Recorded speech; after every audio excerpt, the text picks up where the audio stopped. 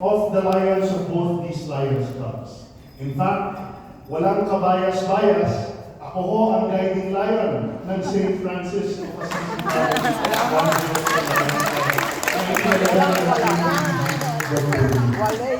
And I can say, as a testament to your commitment to our association, you have shown through leaps and bounds that you are able to participate in so many aspects of Lions International in spite of your relatively young club age. And I think it's very important that even though you are all respected educators, you are all school administrators, professionals in your own fields, one important characteristic that you all possess, dear Lions, is that you are teachable. Even if you are teachers yourselves, you remain open and willing to learn. That is what I think is crucial for Lions nowadays. Lions willing to learn, willing to be taught to, because it does not stop when you become club officer. Learning will not stop when you become a district officer, nor even when you become a district governor. An appetite for learning is essential for us to stay relevant in the world today and to ensure that our membership thrives and is able to adapt to the demands of the 21st century. The Lions of both these clubs should be very proud. For 5 years, you have not only proven yourselves at the level of the club, not only at the level of the district, but even at the international level. You are a winner of the Kindness Matters Service Award Certificate from Lions International. You have twice obtained the Club Excellence Award for your club presidents.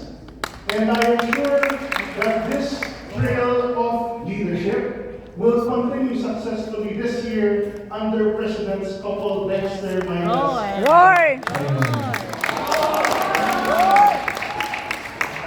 I want to thank your two clubs.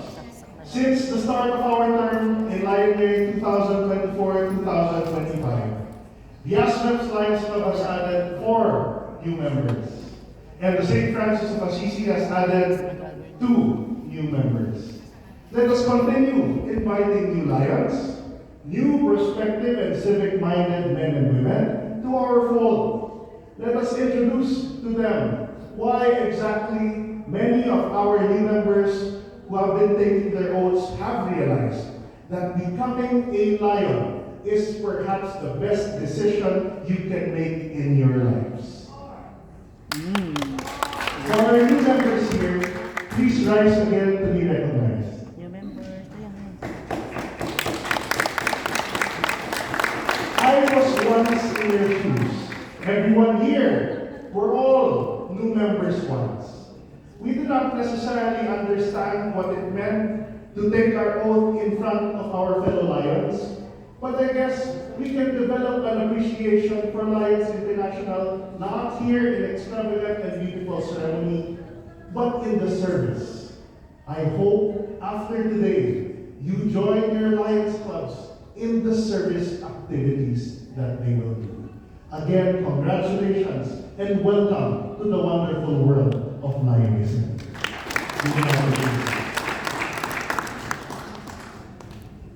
Our District 301A2 is in the midst of exciting times.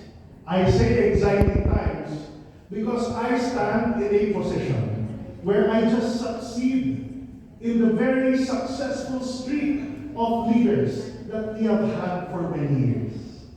As I follow the year of our immediate past District Governor Rodante Vigo, I have launched several innovations and began working for our district in hopefully yielding positive results. More relevant to our fellow Lions here in Cavite is my reorganization and overhaul of our regions and zone structures. when yours truly began approaching many of our appointees for possible positions this Lion year, it was a common sentiment that they would tell me in feedback, "Dear Governor, parang ang hirap po yata maging region chairperson. Ang laki ng trabaho. Parang ang hirap po yata maging zone chairperson. Malawak ang sako." And for the former Region 3, I have undertaken to initiate changes in the structure of our administration by way of rationalizing and right-sizing our regions and zones. Region 3 is now known as the Cavite region. And I am glad to have on board as one of my advisors, my governor's advisor for Cavite is here, past Region Chairperson Valeriano Valle. Not too far away from him is your own immediate past Region Chairperson and now District Chairperson for Disaster Relief or Alliance Alert, Lion Hill Tiburcio Silva. And again, taking it a step further, because your region is home to many future district leaders, we have from your area my Global Service Team District Coordinator, Lion Julian M. Nasipa. Without sounding too boastful, I really enjoyed the company of our fellow Lions of Cavite. Because I know that your passion for service is very strong. And that includes our service provision. And she's here tonight, our district chairperson for Vision, Lion Cynthia Abeliar. I'd like to acknowledge as well Jose Capiping Abeliar. Welcome, and it's nice to see you. The active participation of Lions from Cavite is not strange to me. In fact, I am very hopeful that this participation is only the beginning, as I have selected my own executive cabinet officers from your fold. No less than my cabinet secretary is from the St. Francis of Assisi College 104 Lions Club, Lion Eloisa E. And their Deputy Cabinet Secretary, Charter President of Yasnats Lions Club, Lion Celia Chels Racine. The priority of our district will only be achieved if the strength of our district officers are as committed and as strong. And many of my programs and projects which will be introduced throughout the Lion year will be spearheaded especially by these two district chairpersons who I also appointed from your group. District chairperson for flagship projects, Lion Dr. Janet E. De Guzman. And our district chairperson for campus clubs, past zone chairperson Santos Castillo Jr. Fellow Lions, throughout this Lion year, you will be hearing much of only two priorities that I plan to focus on. First is promoting Mission 1.5. Mission 1.5 is a global initiative of Lions International to grow our membership to 1.5 million members by the year 2027.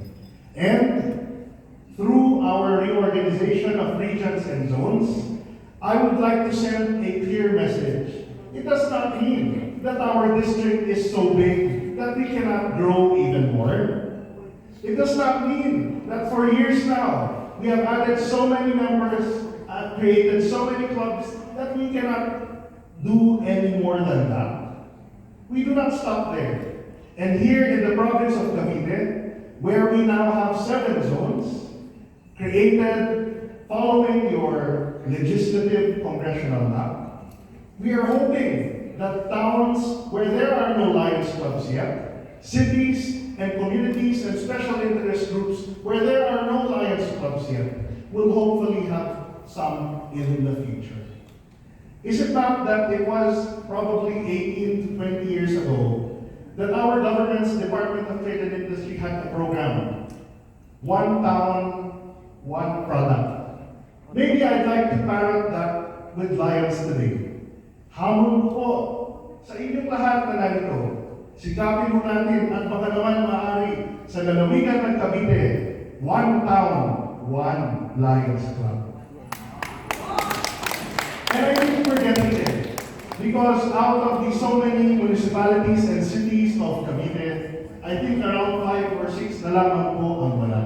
And I think our Global Service Team Coordinator, because Lion Julian is spearheading the creation of at least 2 new Lions Clubs this Lion year. When we want to increase our membership, when we want to charter new clubs, the only reason we want to do this is to increase the number of Lions who serve our underprivileged and less fortunate. Service and service alone is the paramount consideration for why we are Lions.